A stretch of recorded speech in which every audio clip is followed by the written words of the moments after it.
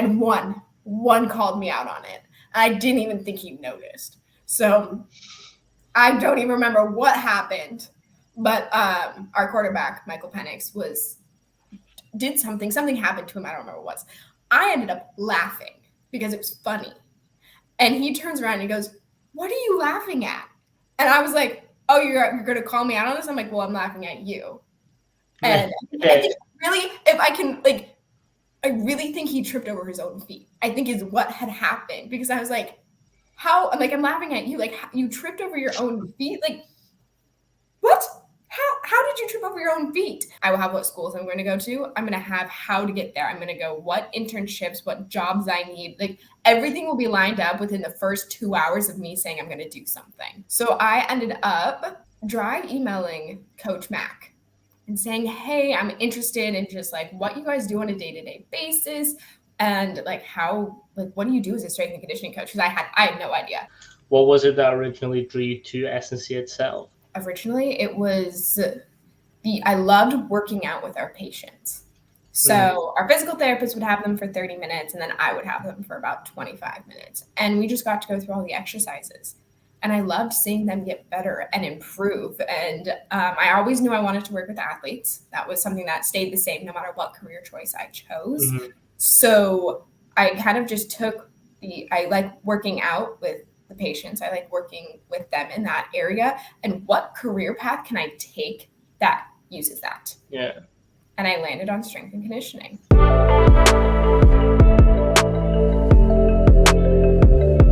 Hello and welcome back. Today we've got Natalie. She was also an intern at the University of Washington, and from sort of previous connections we sort of got talking, and I found her story really interesting in how she got there. So I kind of wanted to bring her on and talk it out. Hello. Hi.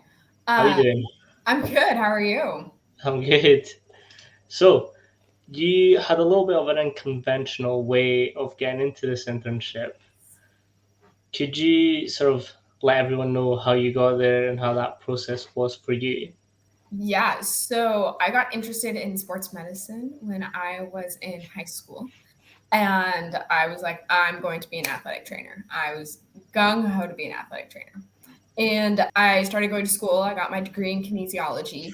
And I decided that I did not want to be an athletic trainer. That was not the avenue I wanted to take. So then I was like, I'm going to do physical therapy. And when I pick a career, I like go for it full on, like everything. I will have everything lined up. I will have what schools I'm going to go to. I'm going to have how to get there. I'm going to go what internships, what jobs I need. Like everything will be lined up within the first 2 hours of me saying I'm going to do something. So that happened with physical therapy. So I graduated my bachelor's in May of 2022. And I started working as a exercise specialist, physical therapy aide at a clinic, and I loved it. And then I started sitting in on evals with my physical therapist that I worked with, and I was like, physical therapy is not for me. So I took the aspects that I really liked of physical therapy, and it was like, okay, what can I do with this? And that's how I landed on strength and conditioning.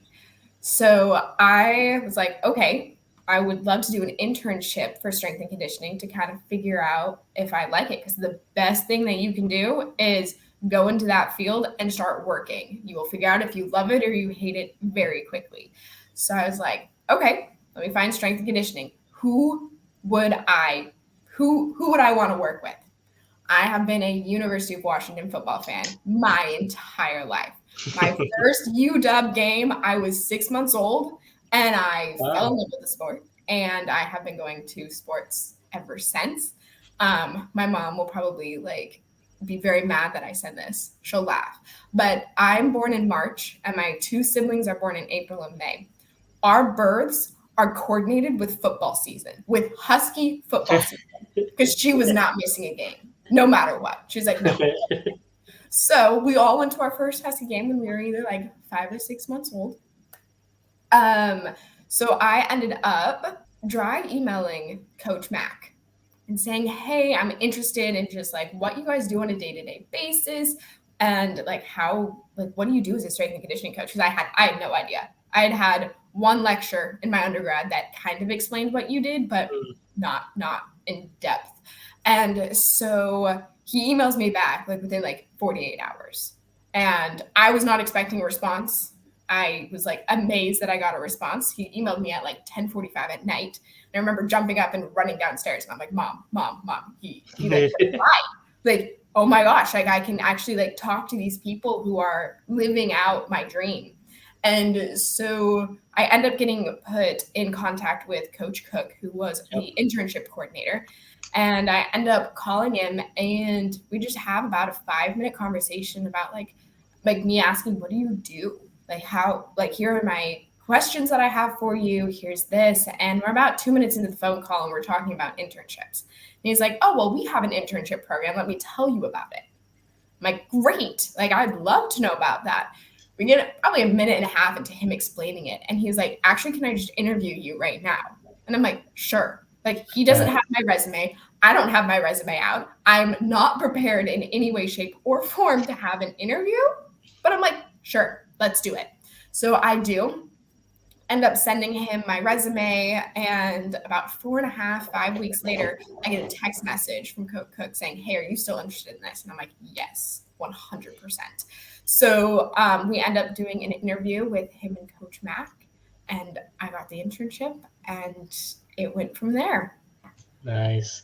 That's something that I found really interesting because I know like Coach Cook, he's hard to impress, but when you impress him, he's just like he'll go the extra mile every single time. So for Yes, him to like just turn that informative phone call into an interview, like he must have saw something that was like, we kind of need this person on. What was it that originally drew you to SNC itself? originally it was I loved working out with our patients. Mm, So our physical therapist would have them for 30 minutes and then I would have them for about 25 minutes. And we just got to go through all the exercises.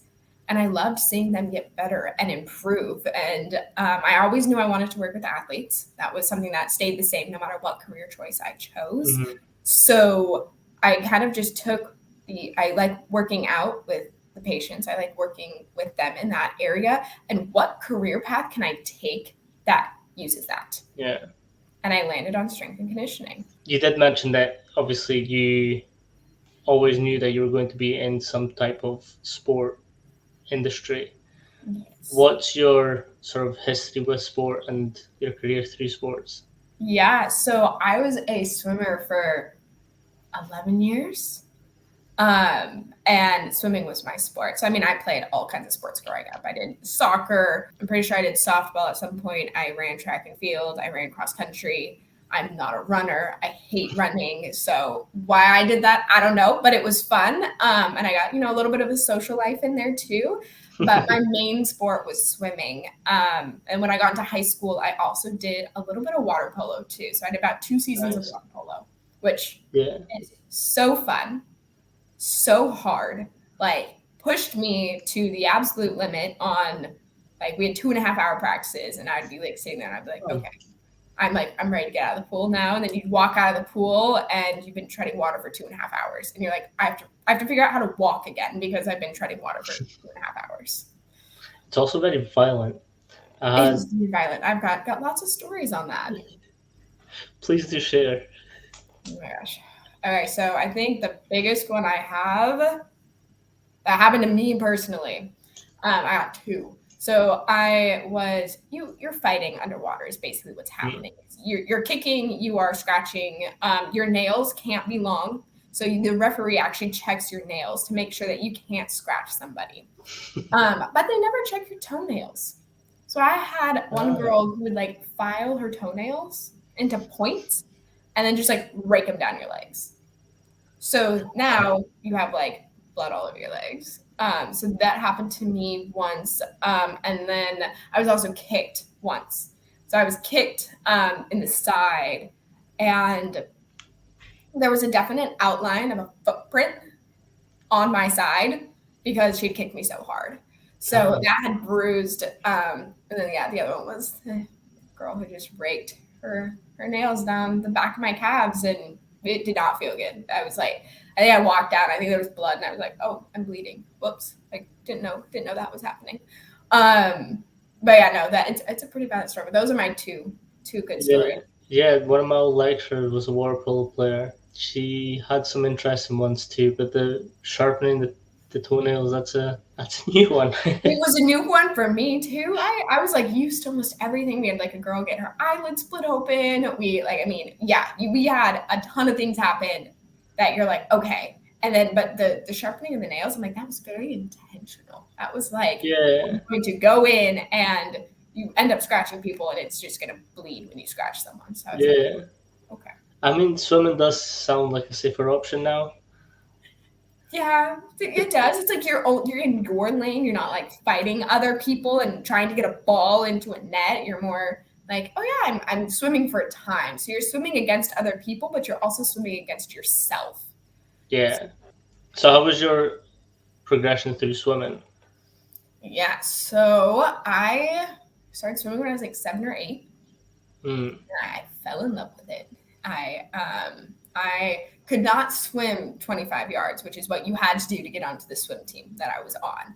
But you had to swim 25 yards. So my parents ended up taking like, I don't know. I think that it was like weeks and weeks and weeks. It was probably like only like a week of taking me to the pool and having me swim so I could swim the 25 yards.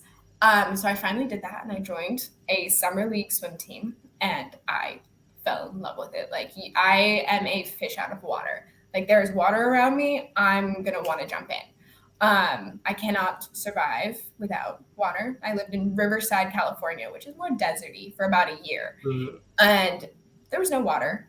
Like you're in the desert, so it would be like an hour drive for me to even get to the beach. And I was like, nope, I need right. like access to water because at home I live in Kirkland. I'm 10 minutes from any beach on Lake Washington. So I was like, I need water. That's a new criteria for wherever I live. So but yeah, so I did summer league for years and years and years. And then I started high school swim team, which was brutal. I am Mm, not a morning person, and we had to be in the water at 5:15 a.m. yeah. And I was like, what? No, no. But for the months of August to like through November, I was a morning person because you have to be in the water at 5:15. So it was kind of like a natural progression of doing like summer swim team and then going into like high school swimming. So Wait, I decided against doing like I don't remember what they call it. It's not select, that's for soccer, but like you're like year round swim team. mm, You're like super competitive, and I'm competitive, but I'm not ultra competitive, and so I wouldn't have thrived in an environment like that. I thrived more with the like summer swim team where yes, we're competing and we're having fun, but mm, it's not like competing is your main goal because that wasn't ever my main goal. My main goal was never to always win. I didn't have to be the best of the best. I just wanted to be able to have fun and push myself while I was swimming. So, yeah. mhm. Nice. Um, so with that, what's the biggest difference that you found between water sports and land sports? That I'm good at water sports, I'm not good at land sports. Um, I have horrible, horrible hand-eye coordination. Like, you see me throw a football, it's not going to go where the person is. It's veering off to the side. It does not work.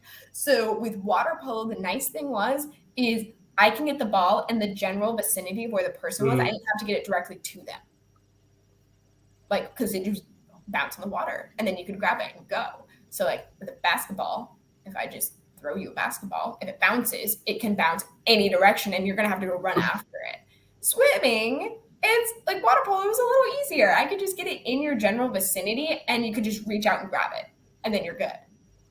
So I think that was the biggest thing for me is I can't and I don't like running. So most land sports involve a lot of running. So I could sit there and I could swim the length of our pool. I was like pretty fast doing that in water polo. But running, I'd be like sitting there like, oh, hold on, I need to bend over, I need to catch my breath. like running on land and then swimming are very different in how you breathe. And so I Yes. could sit there and just swim miles. Like I definitely did that. I would swim across lakes, have so much fun doing it. And I wouldn't really be out of breath. I mean, I'd be like, okay, I just worked out, but not like I'm bent over, like hands on knees, huffing and puffing because I cannot take a breath. I'd run like 25 yards. I'd be like huffing and puffing, couldn't get a breath. And I'm like, I was an endurance athlete. I'm like, how in the world can my breathing not be top notch when I'm running? So running just kind of cancels out majority of land sports. And then the hand-eye coordination. Like you give me a baseball bat, I'm not going to be able to hit a baseball. Like I can't pitch. Like, Yeah. a soccer ball. Nah. Is the timing of sort of breath intakes is completely different when you're in the water and when you're not.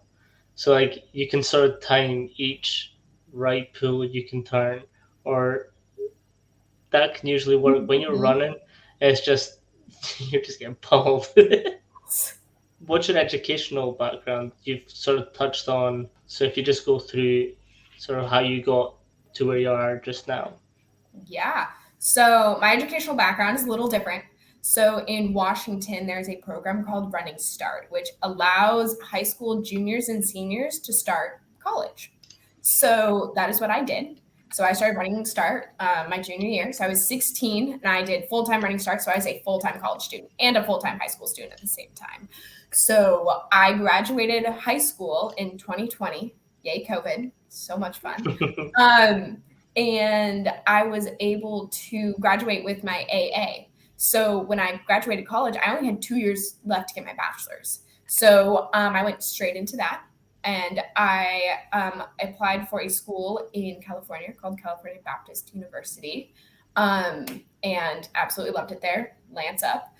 And we were online for the first year because we were in COVID. And so it's a private school. So I was like, okay, it's going to cost me more money to go live there. And they didn't have any of the events. We were fully online. I'm like, okay, I'm like, for my mental health, I need people around me. I wasn't going to get that there. So I made the very hard decision to stay home for a year. So I stayed home for a year, did online school. And then finally for my senior year, which was, oh my gosh, 2 years ago at this point, I was able to finally go down and go to school. So I went down for about 6 months. So our school had a really funky schedule. I really don't know how we got 2 semesters worth in this time, but I was down there from September to November, and then usually during school you have Thanksgiving break, and then about 2 weeks and you go back for Christmas. I ended up having surgery, and so I didn't go back. So I was home for like a full 2 months before I went back in like mid-January, and then I finished in April. So I graduated in 2020 at the age of 20 with my bachelor's of kinesiology with an emphasis in sports medicine. And then I knew I was going to take a gap year to kind of figure out what I wanted to do. While I was there, I worked in their exercise phys lab as like a graduate assistant to the graduate assistant. So I ran like VO2 max tests. We did we had an environmental chamber. We'd run stuff in there. I worked on, as I said, I worked on a study with one of our grad students, which was super fun. I got to run EKGs and physio flows and take blood pressure. And so that was really cool to put everything I had learned into practice. Yeah. And so that was really fun for me. But I definitely learned that I was not going to do like the research track. That was not for me. I was going to do the clinical track. So I ended up being a physical therapist assistant or aide for a year. And I loved it. I loved my job. I loved all my patients. It was just me and our physical therapist. So we were a really small clinic. So with this clinic that small, you really get to know your patients. Like I was seeing them, like I could sit here and some of my patients would have days and times that they would come in, and it was like clockwork on what days and times they could do.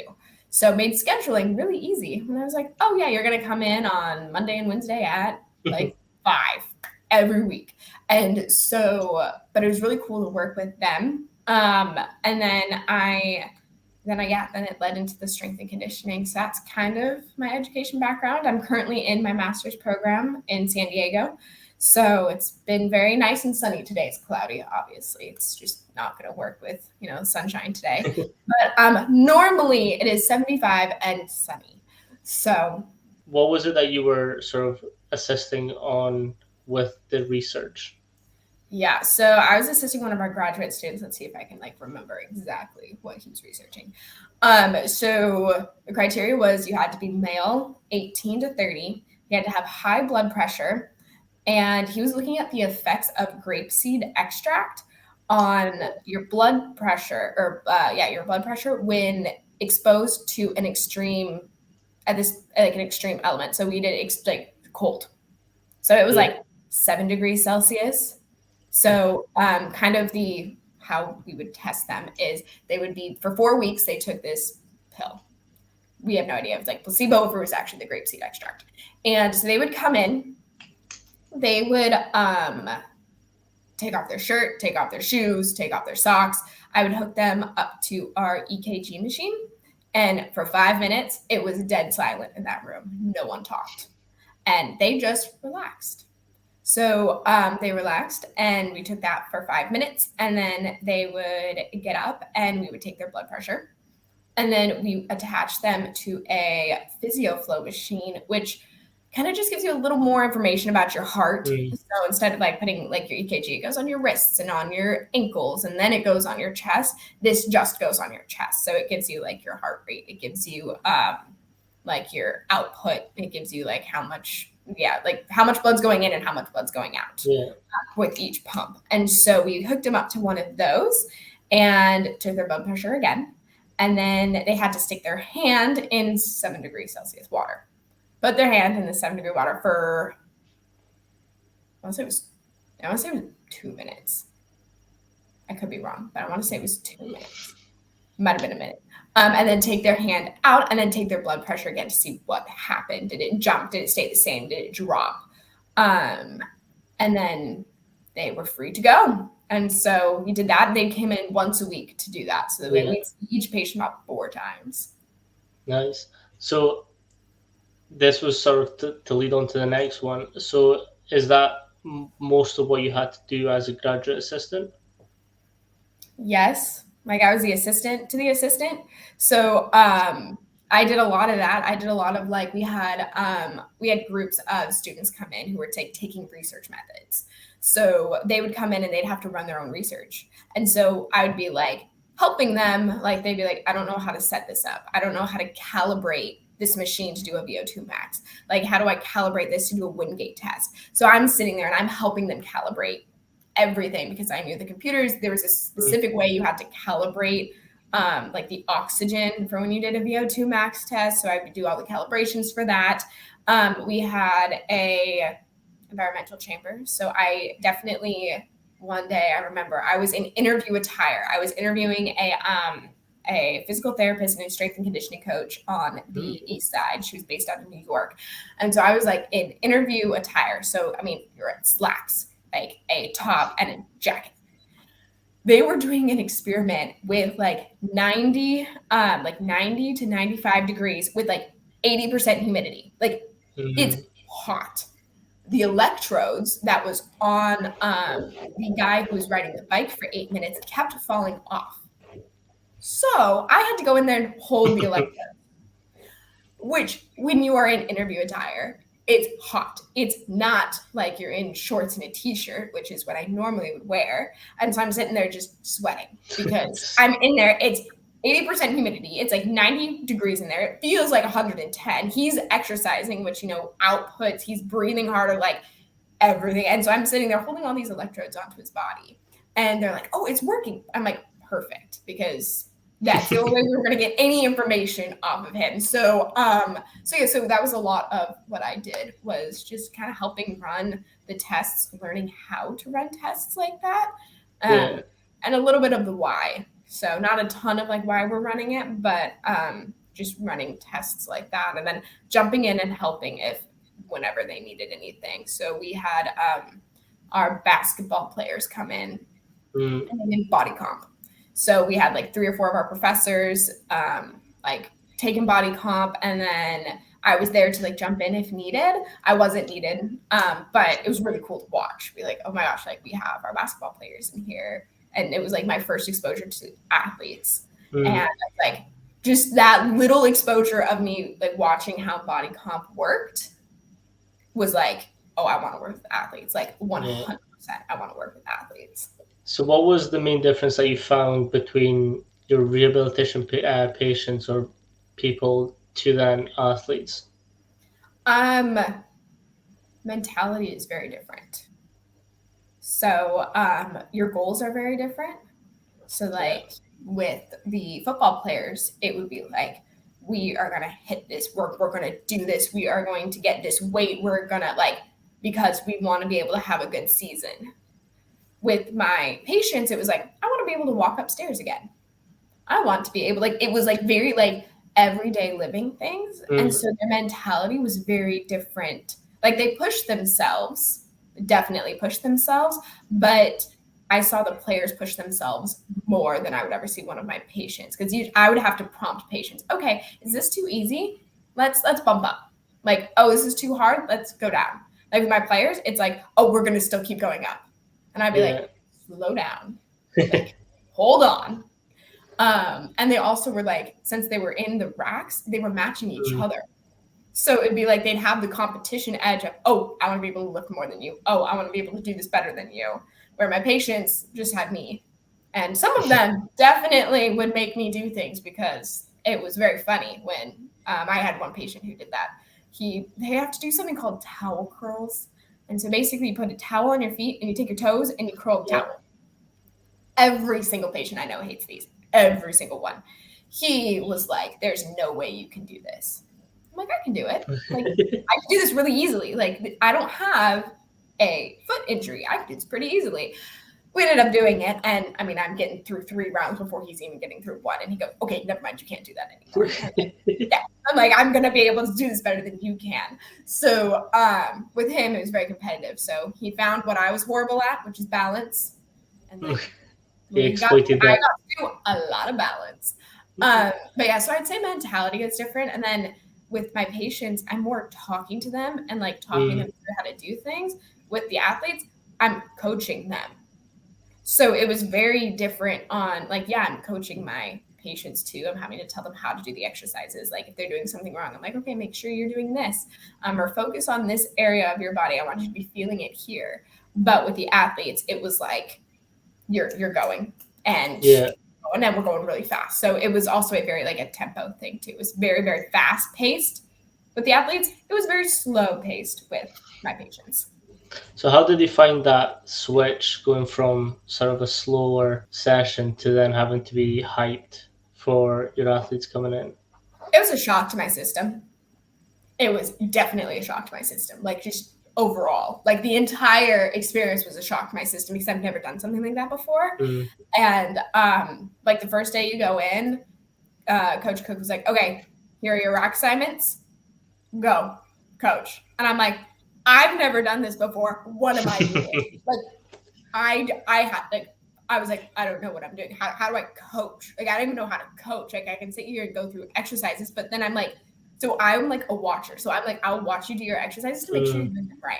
And if you're doing them wrong, I'll sit there and I'm like, you're doing this wrong. What are you doing wrong? And it's not like automatic. It's like it takes me a second of watching you to figure out what's happening.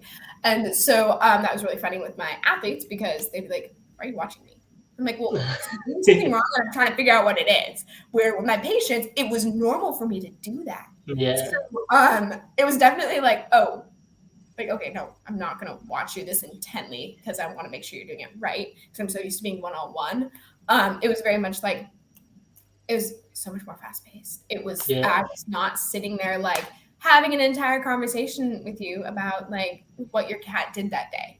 Like I was sitting there being like, okay, let's go. And I got more vocal. Like at the beginning, I was not vocal at all because in the PT realm, if you don't see a mistake, you don't correct it. Yeah. So it was like, okay, you're doing it great. I didn't say anything about you're doing it great. With them, it was like, oh, you constantly remind them. Like, oh yeah, make sure you're doing this. Okay, with this, make sure you're doing this. Okay, with it, like you're just reiterating the same things over and over again. So coaching cues. And it's coaching cues. And I was like, what? Why are we doing this? Like, I already told them once how to do it. Why do I have to tell them again and again and again if they're already doing it perfectly? Yeah, I So, think Coach Mark put it the best when I was there. So we were doing, I think we were doing some back and forwards on the field, and we were shouting left foot, right foot. But like that to us is simple because we're not getting exhausted to that point where our brain sort of reserve as much energy to do that activity that it switches off. So by us being like left foot, it gives them that little cue to be like, okay, it's my left foot that's going down, it's my right foot that's going down. And I think it is very repetitive, and I get it, but at the same time, it's exactly what you said. Why am I correcting something that's already correct? yeah. So it was a switch because if I did that with my patients, they'd be like, Natalie, this doesn't, like, why are you doing this? This doesn't make sense. This doesn't help me. But then with the athletes, just like you said, it does.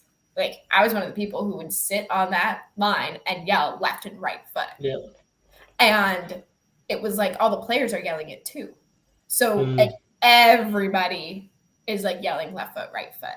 And so it helps them and it helps me figure out how to coach. But it's very different because if I did that with my patients, they'd be like, what are you doing? Why are you doing that? Why I'm already doing it right. Like, why are you telling me to keep doing it right? Like, why are you just giving me cues?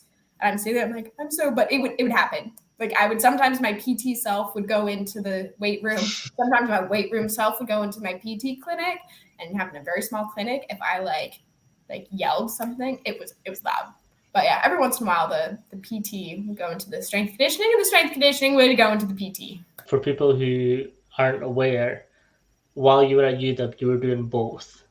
Yeah, I was Yeah. doing both. So the entire time. I think I had like 2 weeks in fall camp, maybe a week and a half, where I was not working two jobs. But yeah, no, I would go straight from one job to the next job. I was working, my best bet would be like 65 hours a week. Wow. And then that increased once we started having the period. So it was like summer split up into two periods. So you have period 1 and period 2. Period 2, we also were there on Saturday mornings. Yeah. So then that increased my hours per week because I was like, oh, my only day that I have off is Sunday. And so I was like, okay. And so, but yeah, no, I was doing both. It was a lot of work. It was a lot of fun. I loved to be busy, so I loved it. But there was definitely days where I was overly exhausted, and it was seen in both places. Especially because like we do have to get up really early to go in, and those 6 o'clock practices or 7 o'clock practices, they can be quite brutal to get to. Yeah. And I was driving from the east side, so I had to drive over, which was like Right. 35 minutes. So I had to be up earlier than like some of our interns who just lived in the U district, who could just get up and just hop on the train, and like 5 minutes later, not even, they're at work. And I'm sitting here, I'm like, yeah, so I've been awake since like 4:30, 4:45, because I had to get up, get ready to go, and then drive over. Big shout out to Jack. Yeah. How about He you, was at Jack? the U district. Yeah. No. Yeah. Yeah. Yeah. Yeah. He was in the U district. Yep. When I was there, I was up by all the frat houses, and that was an experience. That would be an experience. Yeah. So what was it like going from a fan of UW to now coaching at UW? I was shell shocked. Like the first 3 days. Like I would see players and I'm like, oh my gosh. Like it's you. Like it's like you're here, and like externally, you did not see any of that ever. Yeah. Like there was a couple times where fan Natalie would come out. And that usually happened during fall camp because like my brain was like, oh my gosh, they're in pads. Like they're in their jerseys. They're in helmets. They are running routes. They are like literally running into each other. Like, oh my gosh, this is football. So in the weight room, it was a lot easier because I knew they were football players, but they didn't have their uniform on. So in my head, I'm like, oh yeah, these are just guys. But I did have a couple moments of like shell shock of like, oh my gosh, like there was one time, oh my gosh, who was it? I think it was Rome. So one of our wide receivers, Mm. Rome, Big shout out to asked Rome. I love Rome. me how to do an exercise. And I was like, oh yeah. And so I was like, I want to say it was lat pull down. I could be wrong. But I was like, oh yeah, your hand's here. And so I like did it. And then we were doing I think it was like a supine hold. So I was like, flip your hands. And so he did. And I walked away. I was like, oh my gosh. Like I just like coached Rome. Like that's Rome. That's the person who like catches all of our like touchdowns. Like in my head, his name is being said over loudspeakers. And so I was like it took me a really long time to not say their first and their last name together. Right. Okay. So I'd be like I'd introduce myself or they'd introduce themselves to me and I'd be like, hi, I'm so-and-so. And I'd be waiting for the last name because the only time I've ever heard their names are together. So that was pretty funny. Just like going from like being a really big fan to being a coach. And then every once in a while the fan would creep in. Like my eyes would be glued to the like whatever they were doing. And I'm not a quiet fan.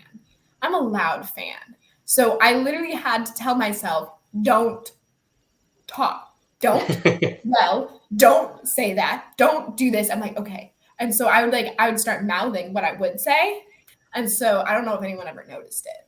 But if you saw me on the sidelines mouthing, it was usually because I was talking about whatever play they just did, how they did it, anything like that. But it's been very, very interesting to go from being a fan to a coach. And now I'm like half fan, half coach. Because I'll watch the games and I get to totally fan out because I get to watch them on TV. Or I'm traveling to a couple of their games, so I get to go watch them there. But I get to be a fan. But then I'm also a coach too, on the other hand, where it's like, oh my gosh, like I just saw, like, oh, who did 2-point conversion? Jaden Green this past week did a 2-point conversion. And I sat there, I was like, that was so cool. Like, that was the coolest thing in the world. And so, like, as a coach, like, I was really proud of that. But as a fan, I was like, that was so cool. Yeah. So I definitely bounce back and forth.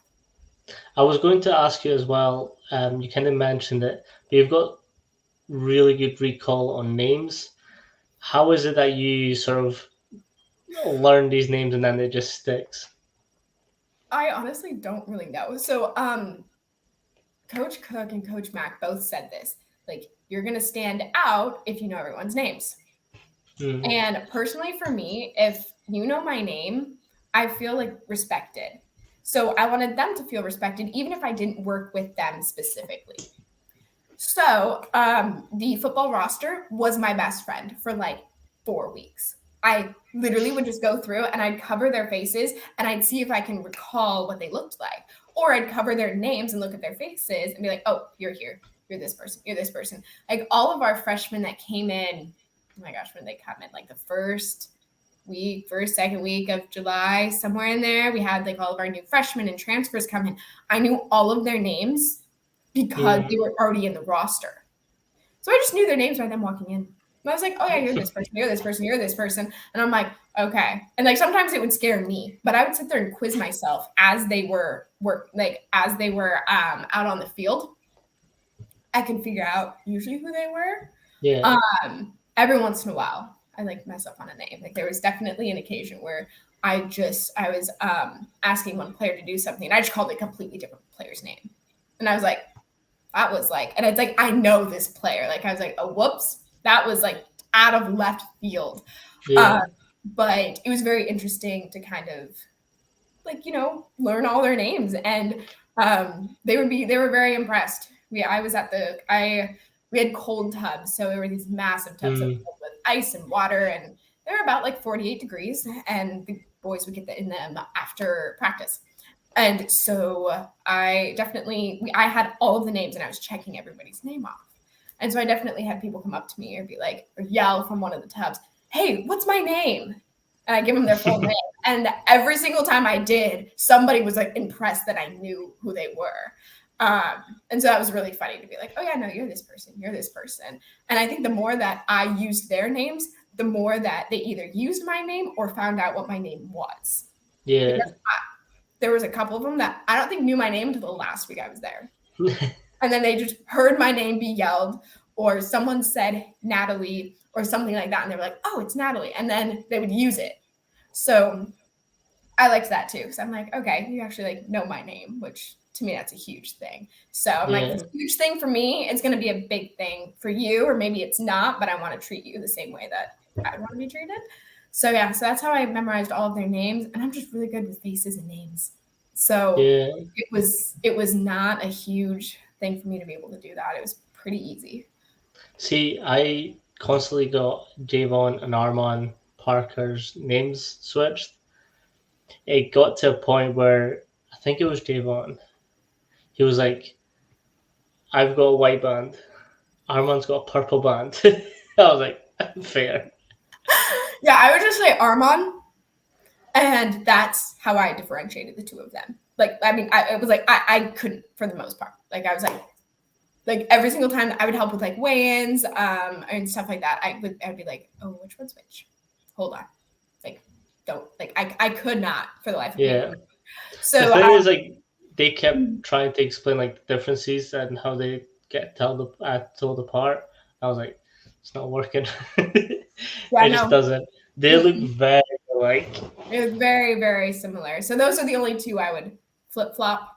Other than that, everyone else, I had them down pat. Yeah. So you kind of mentioned that Coach Mac and Cook told you a way to stand out in that sort of environment. What was it like being obviously one of the only females in that type of environment? Um, it was, I don't know how to explain it. You can't see how tall I am. I'm like 5'5", and I'm pretty small, like just across the board.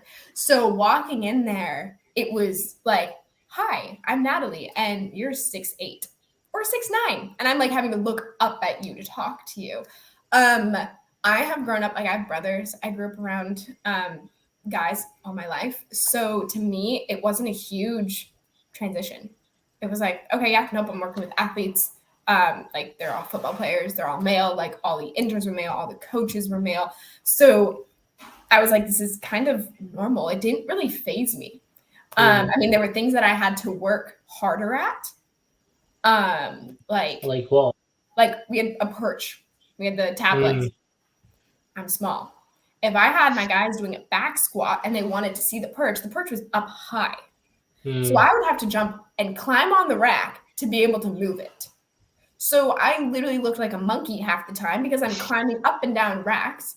UW football just actually released a video of like the players, and they did like a montage of a bunch of things. I paused it at the specific spot where you can see me climbing on a rack like a monkey.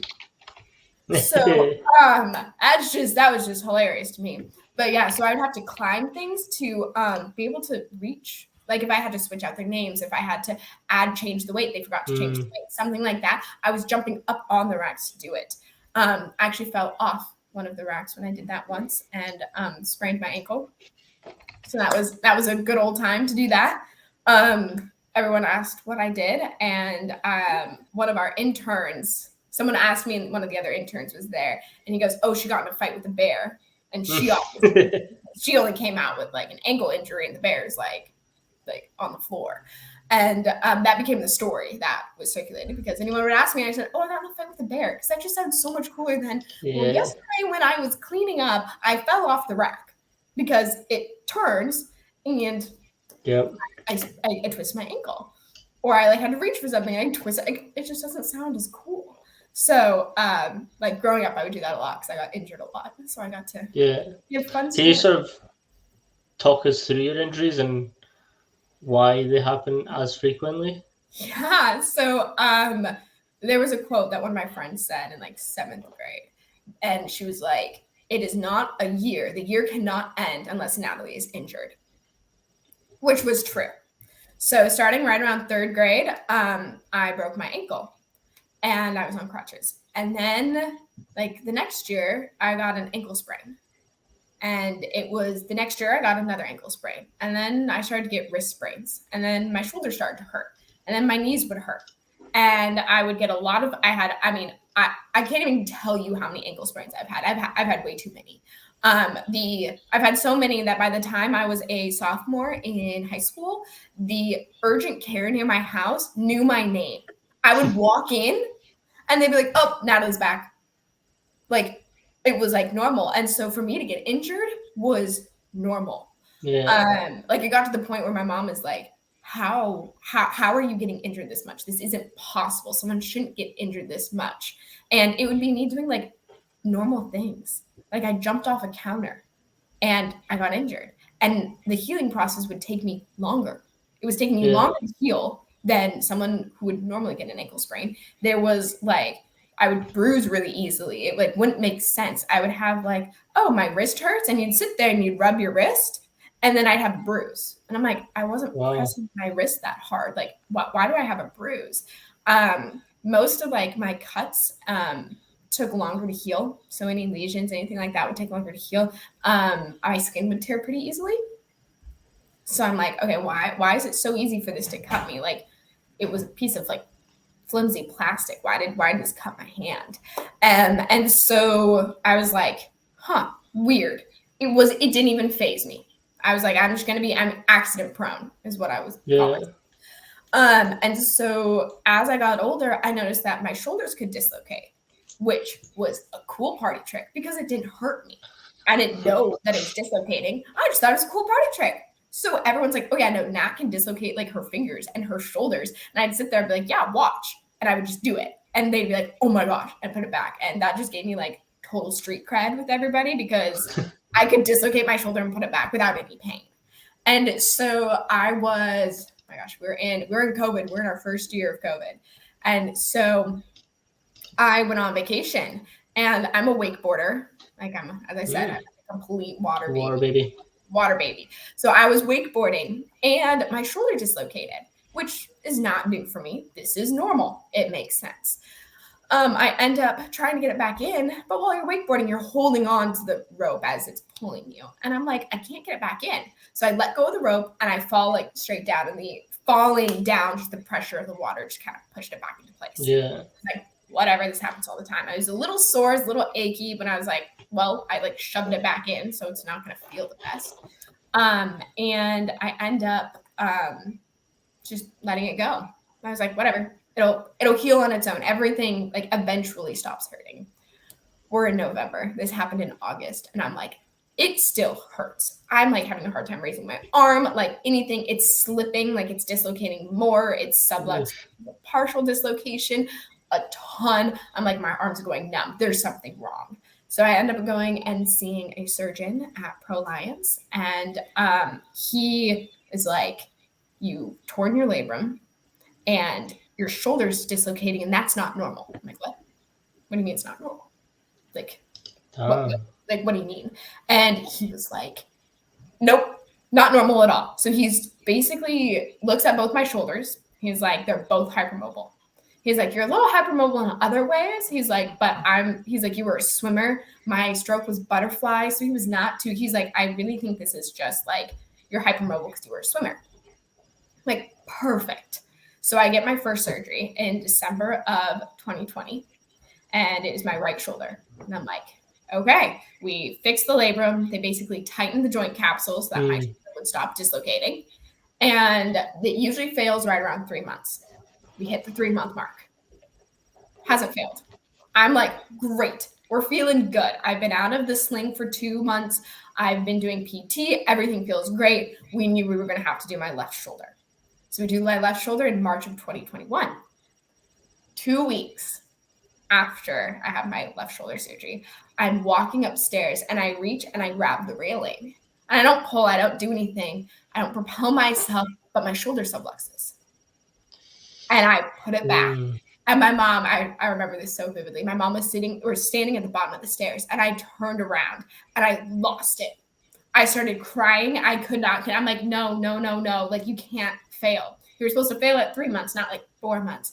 So I call my surgeon. I'm like, my shoulder's subluxing again. I go back in. He looks at my left one. He's like, okay, it's staying in place for right now, but you had surgery on it 3 weeks ago. And my right one is just like, it's moving again. I'm moving it. I'm able to like sit here and pull on something, and it just drops 2 inches. And he's like, That's not normal for that to do that after I just did this surgery. So then we kind of looked into genetic conditions. So through that, I got genetically tested for something called Ehlers-Danlos syndrome. It came back not negative, but like I have like the recessive genes for it, which is a recessive gene condition. But my strand, there's 13 different subtypes. My subtype cannot be diagnosed through a blood test. So they don't know exactly what changes in my DNA made me have trouble. So it has to be diagnosed through a clinician. He was like, I don't have enough experience to diagnose you, but he's like, I'm pretty sure you have this. All my PTs were like, I'm pretty sure you have this. I ended up meeting with the doctor, like highest you can go. And he was like, yeah, he's like, you have this. Because I also have, my second cousin also has it. So it's hereditary. So I suppose if you've got the genes, then it'll... Yeah. So not everyone has it, but it pops up. So she has it. She was also a swimmer. And so it was like our cases are exactly the same. Like you look at it, you're like, yeah, we're exactly the same. If you put us like clinically next to each other. So so about 4 months after my left shoulder surgery, that one failed as well. So basically I'm too hypermobile in places that you're not supposed to be. So like my favorite example is one that does not hurt me. But if you look at my elbows, when I straighten my elbows out, they automatically hyperextend. So they're not straight and flat like they're supposed to be. They automatically hyperextend. My knees hyperextend. So basically Ehlers-Danlos is a connective tissue disorder. So for me, it's mostly my ligaments that don't work right. They just stretch. So like I've had I've like subluxed my collarbones. I've dislocated my shoulders. My fingers dislocate. Then my patella also dislocates on my knee. And it causes injury because when you dislocate something, it's not supposed to dislocate. That's not normal. So when it has to go back, you're chipping away at bone. You're tearing whatever structure is in there to kind of help cushion anything. So like my meniscus got torn a lot. My labrums are there. I know I have at least like 2 tears in this one and 3 tears in this one. And then you have the whole dislocation fun thing. But I bruise easily. My skin tears. You have a lot of like digestive issues sometimes. And every single case of EDS is different. So like my case, according to myself, is pretty mild. Like there are people that I know that are wheelchair bound that can't move. There's a subtype of EDS called vascular EDS, and your heart doesn't work properly because the muscle walls are too thin, and there's a really early mortality rate for that. So most people don't see like the age 45 if you have that. So everyone's different. It's like there's not a lot of research on it. It's called like an invisible disease because, I mean, you look at me, I look perfectly fine.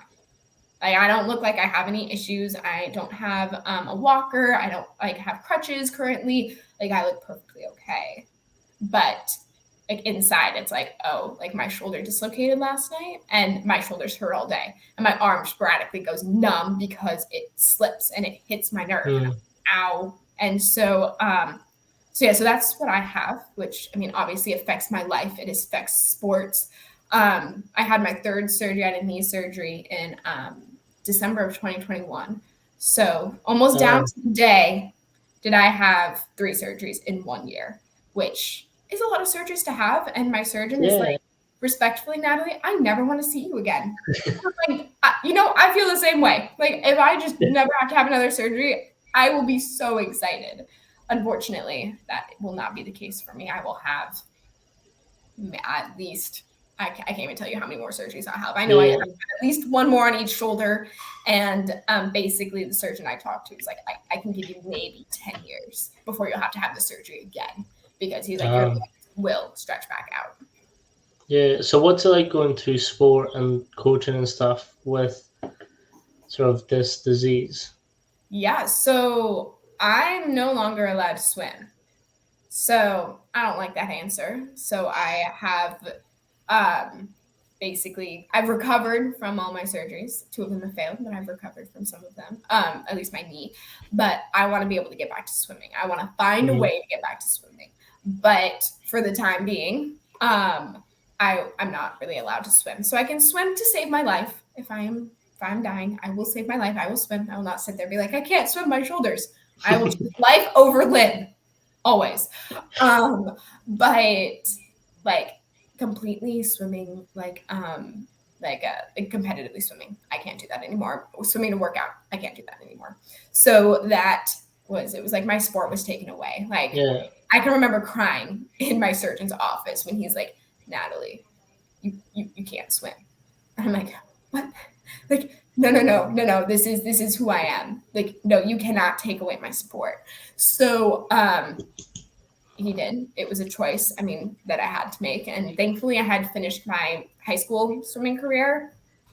I wanted to swim in like college. I wasn't going to do like D1 swimming, but we had like a college like club swim team that still traveled, and I really wanted to do that. And I was like, nope, can't do that. So so sport wise, that's kind of, and I'm still working back to getting into sport. Like it takes a lot, and I might not be able to get back into it. It might just be something that I will never be able to do. But I'm working towards it. It takes a while, but I'm working towards it. And then I have to be able to hold my body together. So I work out a lot, but there are things I cannot do in the weight room.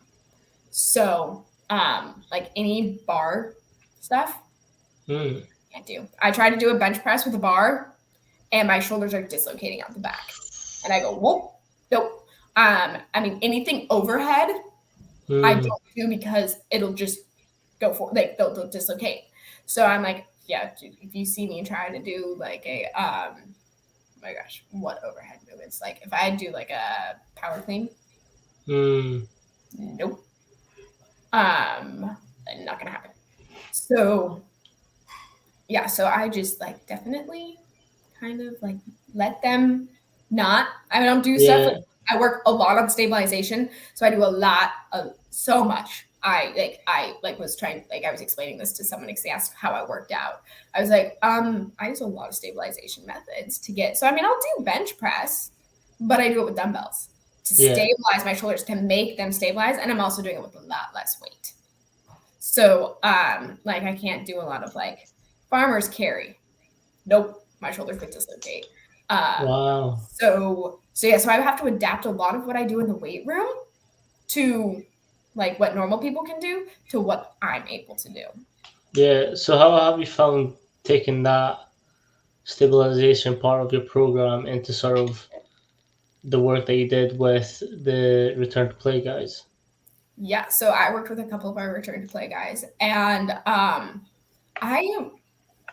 don't know how to explain it. I basically took my PT background and my background, and it was like, okay, we're going to work on stabilization. So it's like, I want to see your shoulders back, and I want to see them down. I don't want to see them up moving, like you're shrugging, you're doing this. I don't want to see any of that. And so for me, like, especially when I like program, I don't use a lot of machines, and I don't use a lot of barbells because I can't use them. So in my head, I'm like, I just forget that they're there. Like, I know they're there. I just completely forget that they're there. So, with our return to play guys, it was, you have a mentality aspect too. And I'm like, I get this. Trust me. I get this. Like, you are talking to somebody who like completely 100% understands where you are. And like, I'm like, you have the benefit of going back into your sport. Like, I don't have that benefit. Like I'm working towards it, but the chances that I would actually be able to do it are very low. Yeah. So what's the conversations like with the guys in terms of trying to get them to optimize what they're doing right there and then to get back into the sport? Obviously, knowing your history as well. Yeah. So I didn't have a lot of conversations about that. But like my thought process was certain things, and I definitely would say things like, okay, you injured this part of your body, but that's one aspect of your body. You have your entire body. Like, okay, you have a hand injury. Great. We can do a bunch of lower body stuff. Mm-hmm. Okay, great. You have an ankle injury. Perfect. We can sit here and I can sit you down and I can modify how you do certain things. So now you're still working up your upper body. Like you can't run on a treadmill. Great. Let's put you on a bike. Like let's get your cardio in. So basically taking the like planned like exercises that they had to do Mm-hmm. and modifying it for them so that they were able to do it. And so I didn't have a ton of conversations around that with them, but but a big thing that I thought about was, okay, like you don't want to sit here and do nothing because now you're going to be further behind. Like, yeah, we're going to have to rehab your ankle, but we can keep the rest of your body like still going so that when you get back into it, you can go straight back in. You're not behind everybody because you didn't do anything for 6 weeks. Yeah. So for you then, how was it adapting to this new change that you weren't able to do sport and sort of getting yourself to a part where you're working towards at least trying to do something? Yeah. So I definitely had probably like so my year of surgeries, I was in physical therapy offices. Like that was my weight room because I couldn't do anything. I also was afraid to further injure myself. So Yeah. for a long time, I wouldn't I didn't do anything because I'm like, I can't with my shoulders. Like I can't. Like I'm so afraid of further damaging my shoulders. I can't do this. So there was my year of PT, and then about a year of me being like, no, I can't. I can't do this. Like I don't want to modify anything. I don't want to injure myself. Yeah. So I didn't do anything for a year because I was so scared of what I would do to my body. So it was probably right before I graduated college. There was like a mentality switch, and I was like, Mm-hmm. no, like I can do this. I can basically rehab my body and then strengthen my body. And so there was a little bit of a switch, and then I had about 6 to 8 months where I would do only banded work, like Mm-hmm. maybe 2 pounds, maybe 3 pounds. Like I was so scared to pick up any weight because my shoulders would dislocate opening a refrigerator door. So I was like, nope, not going to do anything because I don't want to further damage my body. Yeah. Uh, and I was like, but through that, like I took a class, and so I was like, through that class, and then being in a physical therapy office, I'm like, no, I can do this. And then I think I really like actually started strength training probably right around the time I started the internship. I Right. figured out like, okay, like how to modify things because we had to modify things for guys who were injured. How to do this, how to do like how to plan this, how to like how do you take like a shoulder press and make it easier, make it harder. So I started doing that with myself. And then I really started strength training. And it's like I sit there and like yesterday when I was working out, I was like looking at myself in the mirror and I was sitting there and I'm like, no, you can do this. Keep going. Like Mm, you can do this. You got to keep going. Like you can do this. And like with my shoulder presses, I think I'm at like 14 pounds now, like in each hand, like dumbbells. And I'm like, to me, that's so impressive when like I would do it with 1 pound and that scared me to death. So I'm like, oh, I can do like actual shoulder presses. Like, wait, what the heck? Like, they're working. My shoulders are stabilized. Like, they're not falling out anywhere. And so I also would always feel really embarrassed because I had to go like 2 pounds to be a yeah. shoulder. And I have like, our guys doing shoulder presses. I don't know. They're like, what? I'm going to throw out a number. And every single time I threw out a number when I was there, they either proved me wrong. And they're like, no, Natalie, I can do more. Watch me do more. And I'm like, okay. The number I'm going to throw out is like, I was saying between like 50 and 70 pounds when they were able to do like shoulder presses. And I'm sitting there and I'm over here like, my 3 pounds, like this is all I got. And so I would get really embarrassed because I'm like, no.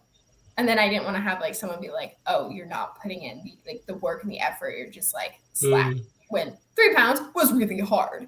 So I had to get more comfortable in a gym and in a weight room and like being around like the guys, it helped. To be like, okay, yeah. because sometimes some of them were like, yeah, no, I can't do this weight. And they would just stay where they are while everyone else is jumping up. I'm like, oh. like I can do that too. Like it's okay for me to do that and like not have to sit here and explain why Yeah. I do this. So yeah, I'd say I probably started strength training about 6 months ago. Um, Nice. I love it. It is so much fun. I've seen pretty big improvements in certain areas. Yeah. I So mean, the thing is as well is like it's all down to individual goals and individual achievements in a sense. Like to you, that 2 pound to 3 pound jump was probably big, but again, if someone from the outside looking in at it, it could be like, oh, it's a pound difference. But like for you, that's a big achievement, and I think athletes need to do better in realizing that that 1 pound difference is still an improvement and it still means that they are progressing. What was it like being a strength coach in that type of environment with sort of just newly coming into that environment? um honestly, it was like drinking water out of a fire hydrant. Like the amount of excuse me, the amount of information that I got, like like I knew how to lift. Mm, Like I could tell you how to lift. I can tell you how to do a back squat, but I never had to sit there and coach somebody through a back squat. So or like the amount of exercises that I was introduced to that I didn't even know existed.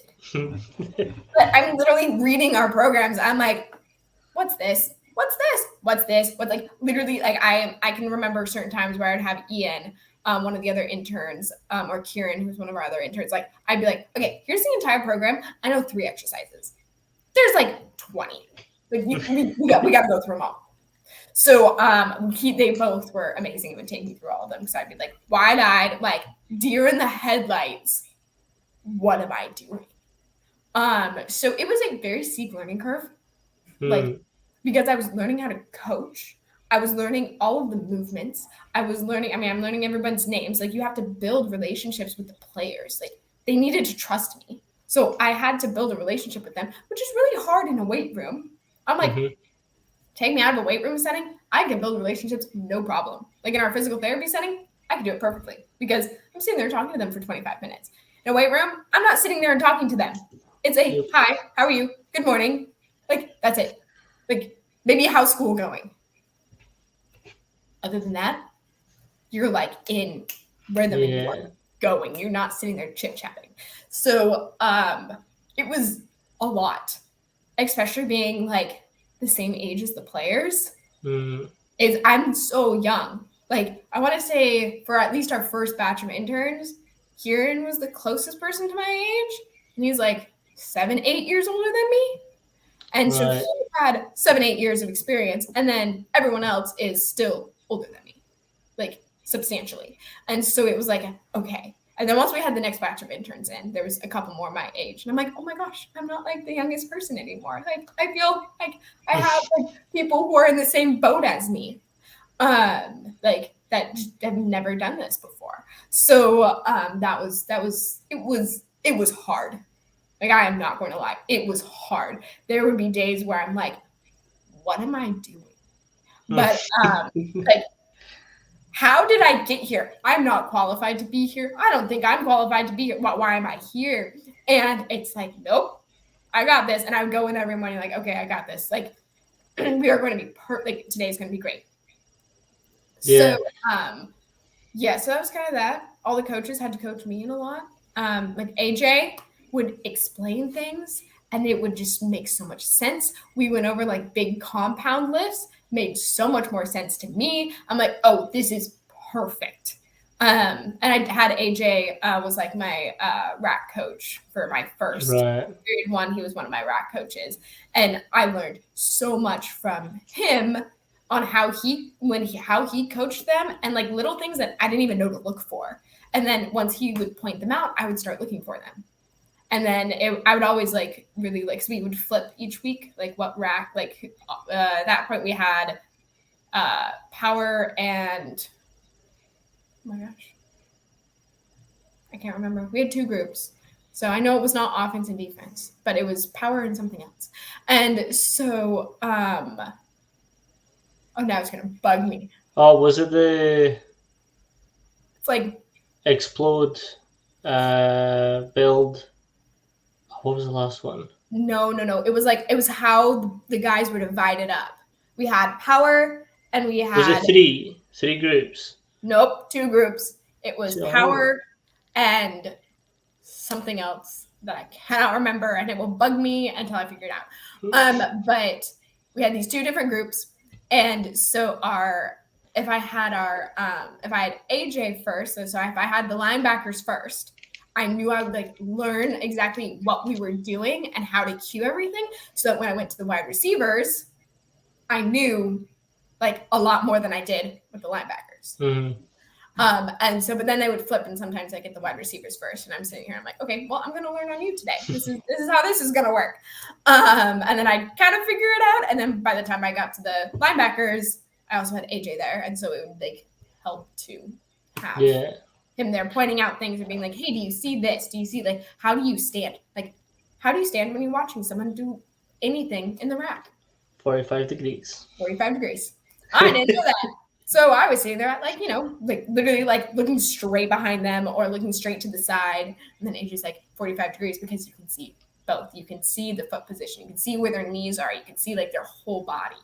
I'm like, oh, made my life 10 times easier. But I mean, that was how much knowledge I had walking in was nothing. Like I knew how to do lifts. That was it. So I think that's what was good about sort of having AJ so early on for you too, is AJ really does break it down step by step. he does, yeah. And like he will take time to explain everything. So he does, which is amazing. like I've actually spoke about AJ in every episode bar one, and this being one of them. But like it was just his way of breaking down things and sort of like the GHR stuff. Like to me, that was mind blowing. Yeah. And then, which actually led me to ask him for like if he had a program for posterior chain, and he gave me that, and I was just like I tried it for the whole time I was there. I think I was week 3 when I asked him, and then after that, I just got the program and I just did it every single week, and I was like, I that was tough, and like just it's just the way he explains everything is just like next level. It is like he would give me homework. So in fall camp, I'd get homework. So he'd be like, okay, I want you to think about this. And I'm like, okay. And so I'd come back, and sometimes my answers would be great, and it would totally work. And sometimes he'd be like, what the heck are you doing? This makes no sense. And I'd be like, oh. And then I'd go back, and then I'd fix it, and he'd be like, yeah, this is what I'm looking for. I'm like, oh, okay. So like progression and progression Regression of exercises was like brand new to me. I'm like, what? It's like, okay, you have a bench press. Like, great. How do you, someone can't do a bench press, but you want that same movement. What do you do? I'd sit there, I'm like wide eyed. I'm like, I don't know. What do you mean? What do you do? Like a bench press. You can only do bench press. You can only do that. And he's like, and it's like in my brain, I knew that you had other things that you could do. But yeah, no, so he had me do stuff like that to just like break everything down and figure it out. And like, but it was great. I'm like, yeah, give me homework, give me things to do. Like make me think out of the box of where I'm comfortable in, because that's where I grow. Yeah, and I think that's what AJ sort of thrives on. And I've mentioned this before on the podcast, but AJ does this thing where he comes up to you as if he's like annoyed at something, and then he'll just like walk away. And like at first you're kind of taken back because like you're like, fuck, like have I done something wrong? Have I missed something? But then he doesn't bring it up or anything, and like we asked like why is it that you do that, and he was like, A, I just want to see how you do under pressure, and 2, I just find it funny. I was like, okay, good. That sounds very accurate. I never asked him why he did that, but you know, he definitely walked up to me and like not say I'm leaving. I'm like, It's good because he does this and then just walks out. I'm like, what did I do? What happened? Like, I don't have a player around me. Like I couldn't have messed up. Like there's no exercise equipment around me. There's no players around me. Like I'm not directing anyone to do anything. Like what did I do? Like yeah, what happened? it's that when he goes,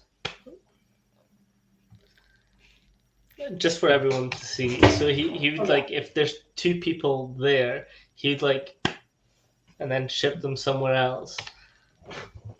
And Yeah, no, that to me was the best thing.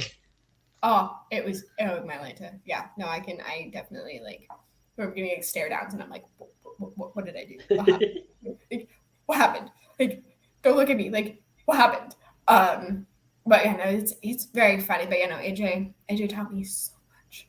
Like, No, but that's what I think is like he tries to throw you in the deep end, and it's a sort of sink or swim, and yeah. he will help you as much as he can to help you swim, but you kind of Mhm. have to like give him that as well. Yep. Yeah, no, I definitely was. I don't think I ever sunk. I think I got like to here and I was like, okay, I can do this. I need to breathe. And then I was like able to get up and go. But like towards the end, I think is where like I was like, you could give me the entire workout and I could completely set it up. You could like I would know everything about the workout. I know how to do it. I know what cues to look for. Like I was cueing people there. It's like, here's this, here's that. Like I could explain what the workout Mm, was. And it was like I was very confident by the end with I mean, there's still like you can always improve and my confidence with doing a lot of that can still improve. Like I'm not 100% confident that I could walk to a weight room and say like, oh, let's go. But I am like 20 times better than I was when I first walked in and I was sitting there, yeah, how do I even like talk to these players? Like you're putting me in and I'm supposed to just tell them what to do and they've never met me. They have no idea who I am. So yeah, by the end, most of them, I would like to say, probably knew at least could recognize me if I walked in. They'd be like, "Oh my gosh, you were here. You were an intern." Um, but some of them which know is my also name. Yeah. something that was kind of interesting about like your pathway through UW is you sort of so you usually just stay for one sort of camp. So for me, it was a summer camp, but you actually had two camps with them. Yes, yeah, so I had period one, which was like mid-April to like the first week of or sorry, mid-April to like mid-June. And Mm, then we had basically like end of June, not end of June, but like probably mid-June. I had like 5 days off in between. And then so yes, like mid-June to like the end of July, basically. mm, And then I stayed on for fall camp until I had to leave for school. And I mean, I was like all the way up until the day I left. So I was still there. I was on Friday, the 19th. I was there. I was having a heyday. Everyone, if anyone leaves or if I have to leave anyone, I cry. So it was very funny when I was like sitting there and I'm like, okay, I'm going to say bye to you. And I was like, bye. I'd give him a fist bump. I'd give him a high five. And I'd be like, don't cry. Don't cry. Don't cry. Don't cry. And I didn't cry that day. I got into the elevators. I cried. I bawled my eyes out. I was like, oh my gosh, I'm leaving. Like, oh.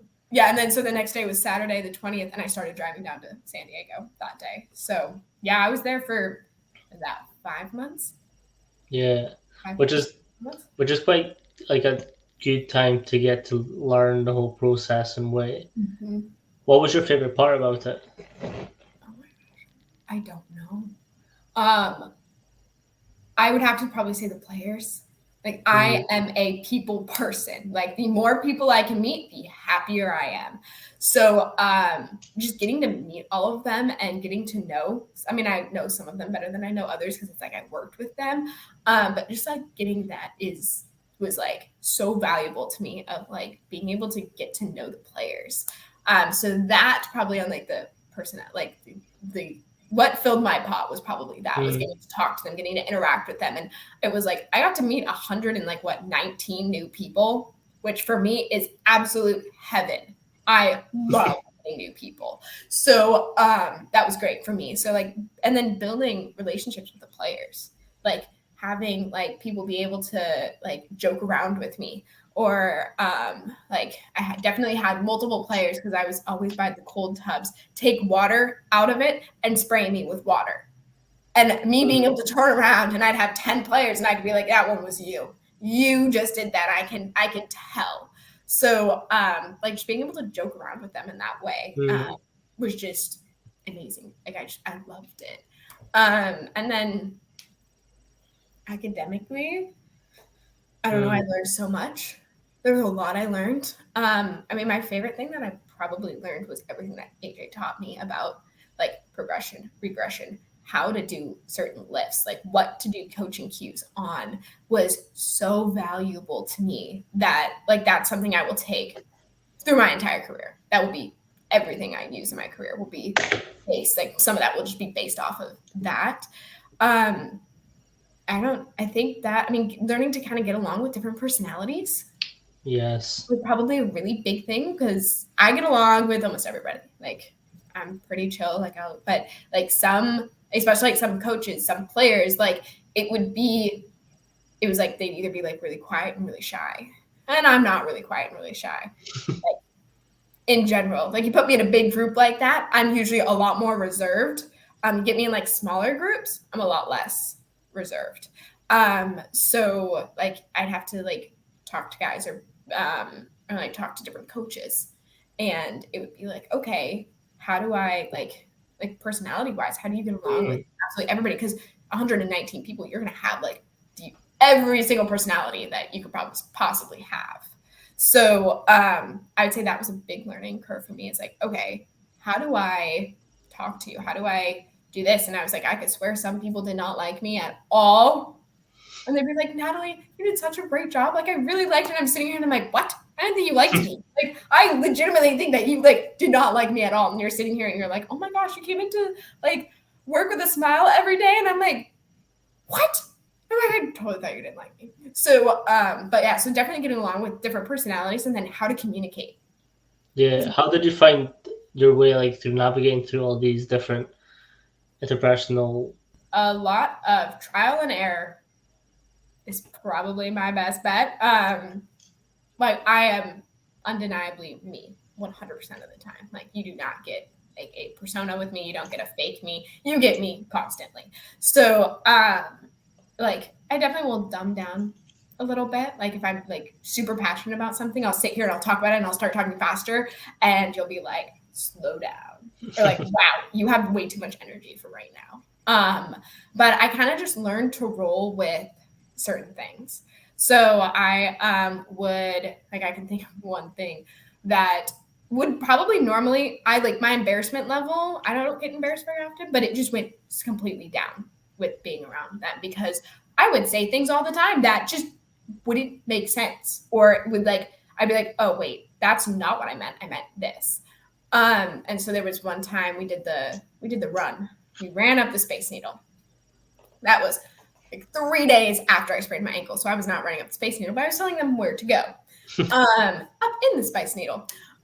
Which was not fun because I had to go up and down the elevator like 4 or 5 times. And I can't do the combination of heights and elevators. Doesn't work. But I was going up the elevator at Udub and J Mac walks out. And I go, good morning. And I go, good evening. I was like, good afternoon. I was like, no, good evening. And I like corrected myself like 4 times within like a 2-second span. And he's laughing. And he's like, Natalie, it is 10:30 at night. And I'm like, I know. Trust me, I know. And so like little things like that, I just had to not be embarrassed about. Just like, roll with it. Okay, here we go. And so it was harder to kind of interact with them because the fact that I'm a girl, it was just harder. I'm not really able to joke around with them like the other coaches were able to joke around with them. There was boundaries and lines that I had to set in that couldn't be crossed. So I had to figure out how do I have how do I have a like professional relationship with you that isn't crossing any boundaries or any lines. So that was hard for me to kind of figure out like, okay, because the first 6 weeks, I had no personality. I didn't think I smiled very much. It was like nothing because I'm like, I'm not going to show you because I'm like, no, I'm not going to have any personality because like this is work and this is how it's going to be. And I'm not going to have a relationship with any of them because like, I don't like, no, I want anything to happen. No, we're not. No. And then I was like, okay, that's stupid, that I have to have a working relationship with these people. Like, Mm-hmm. I coach them. That's not feasible. That's not me. So once the second batch of interns came in, I think that a lot more of my personality came out. I got more comfortable where I was. Like, I knew the players at that point, so I was more comfortable. And then I got to know the interns, and the interns and me, like, we all, like, we did. I think I saw them almost every single day. Like, no joke, every single day. Yeah, what was the phrase? You knew I was going to bring this up.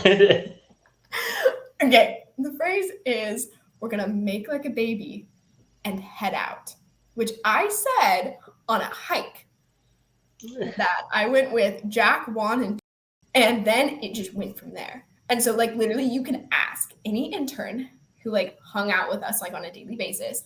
And if I say, let's make like a baby, I could hear 3 people go and head out. And it was like, I'm like, I just instilled knowledge on you. Like, here you go. But yeah, so kind of figuring out relationships with the interns helped me with the players. So being able to hang out with them helped me to, like, have my personality come out more with the players. And then, like, I started talking to them more. I started joking around with them more.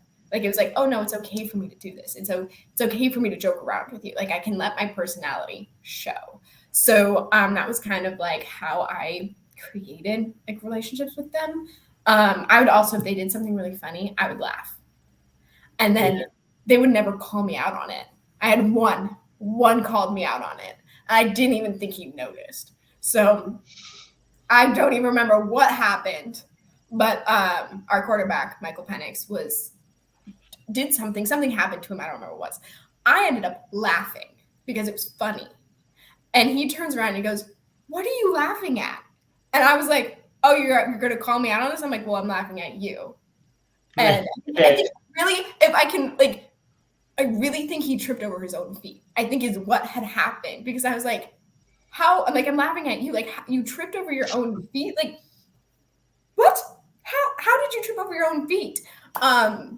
But yeah, so I'm pretty sure. And he was like, "What are you laughing at?" I'm like, "You." But no one had ever called me out on me laughing, because I would see everything happening and I would laugh. Like, if something was funny, I would laugh. And I had never gotten called out. So that was the first time I was ever called out on, like, laughing, like, on the sidelines. And he's like, "What?" He's like, "Why are you laughing?" And I was like, "Oh my gosh, like, why? Like, why? Don't call me out on this. Like, no."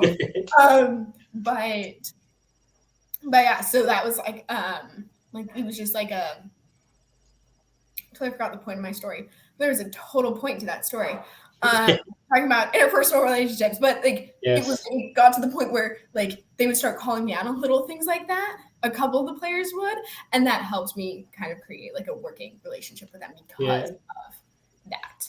So I kind of had the similar thing where I was trying to be this coach who's very professional, very, like, just very, like, there's time to have fun and there's time to work. Yeah. And one of the players did something that kind of annoyed me, but I just let it slide, and I went to speak to think about it. Just I didn't say names, I didn't say anything because there's no point. It's done now. I was like, "What would you do in that situation?" He was like, "Just let it go." There would be a point where I would have got right at that, but, like, you have to let your human side show as well. I think Coach Mark does a really good job at drilling that in. And if he makes a mistake, he owns it up straight away. And he's like, "Guys, I messed up." And then he'll just, like, explain why he shows that human side. Because you don't want your players to feel like you're a robot and you always are perfect. Because if they see you mess up or fuck up or do something wrong and then call yourself out on it, they'll be like, "Oh, okay, so this is obviously to Division 1, very high pressure, very high dynamics going on, but you are still okay to mess up and you're still okay to get stuff wrong." Yep, I definitely had an experience where I had told 2 athletes, "Hey, I need you back in this room at this time." One of them didn't hear me, and so I expected them to be in the room, and they weren't. And so they obviously you'd have to do some form of punishment for something. And so he did. And I was like, that was my mistake. Like, that was me thinking that you heard me and I didn't make sure that you heard me. So I like walked up to him and I was like, I am so sorry. Like, that one's on me. Like, that was on me. That was totally my fault. And I remember sitting there and being like 4 months ago, I don't know if I would have said anything. But like, it's like watching like Coach Mack, like when he makes a mistake and you have all the players going, okay, 3 up downs, because that's what they have to do. It's like watching him, and he does them. And it's like, he's owning up to the fact that there was a mistake made and it was his fault. And it's like, yeah, it's showing your human side. And so for that, I was like, oh yeah, it was like second nature for me to be like, I am so sorry. Like, that was totally on me. Like, and it was like, that one was just on me. Yeah. And it was like, right. It's like, you also have this human side. You have the coach side, but you also have a human side. And I just wanted them to be like, okay, I'm a coach. I'm not human. Like, I'm a robot. Like, nope. And then I was like, this isn't feasible. This isn't going to help me. And I feel like I did better the second half because of the human aspect of like, oh, like, nope, that's not what you're supposed to do. Or it'd be like halfway through a set of something and I'd be like, racket, like, you need to, like, I got a lot better at telling them, I need your weight down. Like, I wouldn't argue with them, but at the same time, I'm like, nope, I want your weight down. If you like, I don't like, you can't do this, like, weight down. And so, or it'd be like, hey, you aren't hitting like this little number box that they want you to be hitting on verge. Like, let me see if we can do something with your posture to see if you can hit it. And sometimes it would literally just be where's your foot positioning? Like, how does this feel? Does this feel awkward and weird? Yeah. Okay. Do what you would normally do. Okay. Normally did. Okay. And then make little tweaks and adjustments from there. And then they'd be hitting blues with the weight that they were at. So I'm like, okay, I don't need to have you like go down in weight.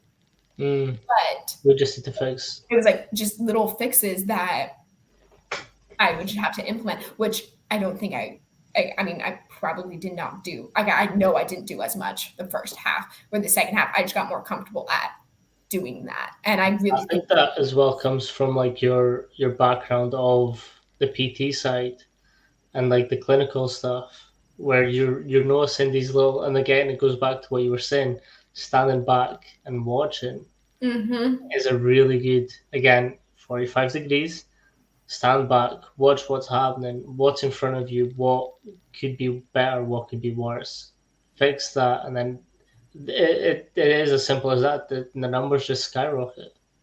Yeah. So it was really fun with like having my PT background, being able to, but there was definitely times I'd sit there and I'm like, there's something wrong. This doesn't make sense. What's happening? And it's like, I'm thinking in my brain as they're doing it. So it's like, I'm like staring at you. I'm like trying to figure it out in my head. And so I'm not really staring at you. I'm just looking at you because I know you're doing something wrong. And I did have one player go, Natalie, it's really hard for me to like do this, like when you looking at me like that. And I was like, okay, I'm not gonna look at you like that. I'm so sorry. Like, it was like, I'm like, but I do need you to change this. And then they did, and they did the exercise properly. So it was okay. And then I had to explain after, okay, this is why I do this. Like, and they're like, oh, that makes so much more sense. I'm like, yeah, like it's like I have a PT background, so that comes out when I'm coaching sometimes. But it was very funny because he's like, why are you staring at me like that? And I was like, I'm so sorry. Like, you need to tweak this. I'm like, I was literally running through my brain what was the exercise was, how it is properly done. And it's just not automatic for me yet. I can't just look and be like, oh, that's wrong, change that. It just was taking me a second. But it was very funny. We both buffering. I'm like, hold on. The little spinny wheel of like little YouTube wheels. Yeah, whatever little YouTube thing was just spinning. The hamster wheel was going in my brain, figuring out what was wrong. But I definitely did that a lot. So people would be like, you are like, I don't know, one day, I think it was probably Jack who said it. It was like, you have been staring a lot today. I'm like, what? He's like, yeah. He's like, at one point, he's like, I didn't think you were breathing. I'm like, what? I'm like, I was breathing. Like, I would not be here if I wasn't breathing. But I was staring a lot. And so I was like, yeah, well, this was happening. Like, I was trying to figure out what was going on while they were doing exercises, and it was just that all were making the same mistake, and it just took me like 3 people going through to figure out what the mistake was. So yeah, I was like I was staring for like 3 minutes, 4 minutes while they were all running through trying to figure out what was happening. But they're like, are you okay? I'm like, yeah, no, I'm fine. Like, my PT background is just coming into play right now. Yeah. So, what would be a piece of advice that you'd give up and coming S&C coaches or S&C coaches just starting out? Yeah. So obviously, I'm very, very new. Like I'm 21. I just started my strength and conditioning journey, but I would say don't be afraid to reach out to people. Like how you get anywhere in the strength and conditioning world, if I took anything from my internship, is connections. It's like you have connections everywhere. Like how this interview is currently, or this podcast interview is happening, is connections. Like out to Jack. Yeah, shout out to Jack. Isaac too. Yeah, but like that, I never would be here if it wasn't for those connections. And so don't be afraid to reach out to people. Like I literally just found my dream team and said, I'm going to work with the University of Washington Huskies football team. That's my dream. And I was like, you know what? I'll just send this message. Like, just see what happens. So my best piece of advice is don't be afraid to reach out to people and don't be afraid to mess up. That's something that I hate doing. I like to do everything perfect the first time I do it. That doesn't happen. In life, in general, it doesn't happen, and especially in the strength and conditioning world. So there'd be times I'd have to be like, I don't know how to do this, or I don't know what this is. How do I do this for the safety of my athletes? Like it was like a safety concern that I'm like, oh yeah, I need this. Or I'm 100 pounds and I'm pretty small and I don't have a lot of muscle, and combined with my EDS, I can't spot you. Like I mean, I can, but like I would feel safe if I had to in an emergency situation, I would. But I feel safer having another player or another coach spotting you. So I would be like, hey, I wouldn't be afraid to be like, hey, I need you to do this. Can you do this? And then being like not afraid to mess up, because you're going to mess up. I messed up multiple times. Like there are things that I didn't do perfectly every single time. There's people's names I got mixed up, even though I knew them. Definitely can think of a time where I did that. And like it ended up with like one of the coaches having to call them and be like, did you get in the cold tub? And they're like, yeah, I did. Like I literally talked to Natalie and I just totally didn't check off their name and I don't remember talking to them. So it's like be okay messing up, because you're going to mess up and that's how you learn. So those are my two biggest things. Don't be afraid to mess up, and then reach out to people and like find people and then reach out to them and make connections, because that is how you move around in this world. How would you recommend coaches connecting with other coaches? Honestly, you could do what I did. I mean, I dry emailed Coach Mac, which obviously I didn't think I was going to get a response, and then I did. And then I had the most amazing experience of my life. And here I am talking about it on a podcast. But I think like social media, so many strength and conditioning coaches use social media. So I remember Max saying, like, you can follow people and like their stuff and comment on their stuff. And they may have never met you, but they'll know your name. The name will be familiar to them. So I just say, like, follow like strength and conditioning coaches, and also follow like orthopedic surgeons or athletic trainers or occupational therapists or physical therapists, because they are all in the sports world. So like I built a relationship with one of the athletic trainers at Udub, and it was all based off of Taylor Swift.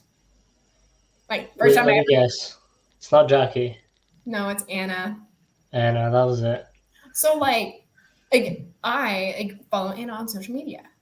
I have found other people who still work in the sports world, but they're not strength and conditioning coaches.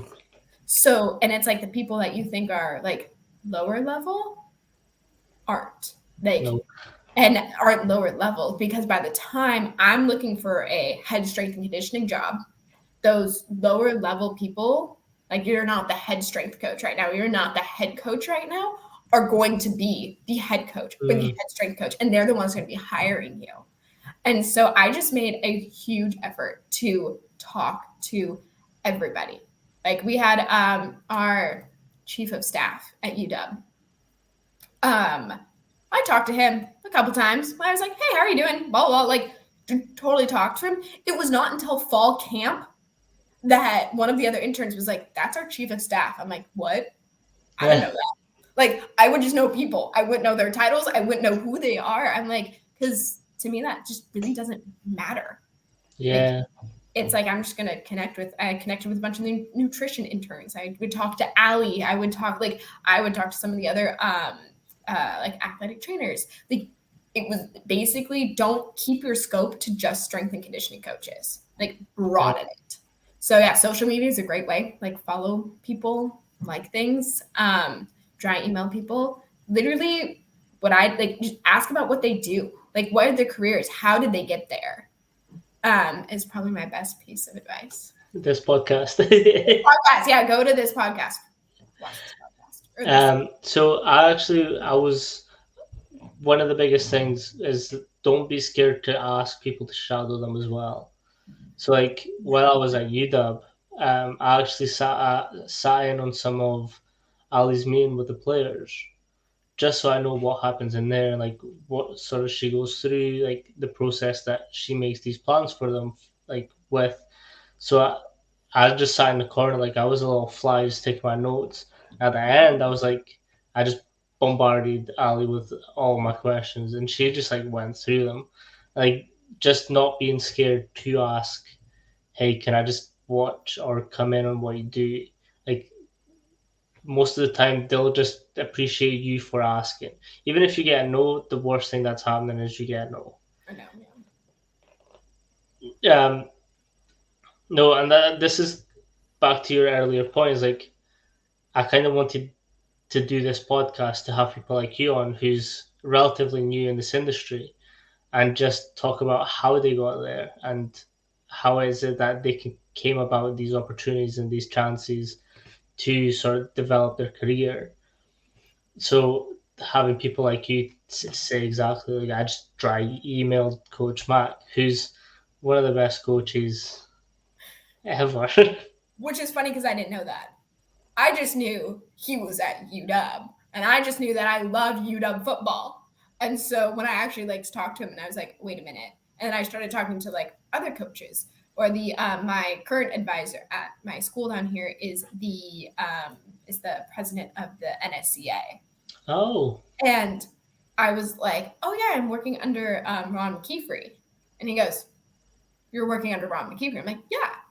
And I'm like, do you know him? Like, I was like, I'm like what? Like, I don't like, I haven't been in sports. I'm like, I didn't know who he was.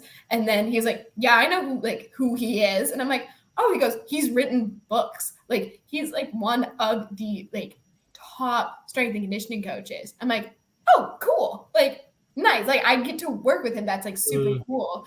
But yeah, no, I had no idea. So yeah. So funny story is I read his book before I got the internship. Mm-hmm. So I read the book. I think it was a year before. I then applied for the internship. I got the internship, and I like the coach got announced and stuff, and I was like, I mean, sounds familiar, but I just left it. I was like, sounds familiar. I don't really care who I work with either. I just want the opportunity. Yeah. So it wasn't until like we officially met, like through like video call, and I was like, sick. So I then go back to this book that I had read, and I check the name, and I'm like, wait, this name's familiar. So then I go check the email, I check the book, I'm like, it's the same name. So I was like, not only have I read this like Coach Mark's book, but now I'm going to be like sort of under him and just like getting to like know his processes. So that was pretty cool to me too. Yep. Yeah. His book is on my list of things to read. So Read, I read have both a of them. couple of them.